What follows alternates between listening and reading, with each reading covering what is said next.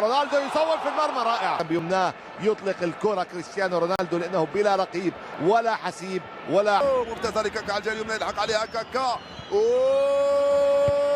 وضعها في الزاوية اليسرى من مرمى الحارس رينان معلنا إضافة الهدف الثاني. عودة موفقة من الدفاع، يلحق عليها كاكا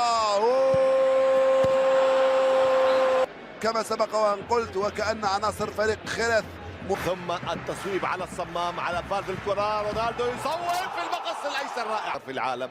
لاحظوا كيف أرسلها يعني إلى الزاوية المستحيل. أراغونيس الهدف الرابع طبق النتيجة، يبدو عليه متقلق رونالدو أن يعود كاكا ويعيد الأمور إلى ما كانت عليه. تحرك وتحرر من الرقابة، مارسيلو يمرر لكن الكرة تذهب.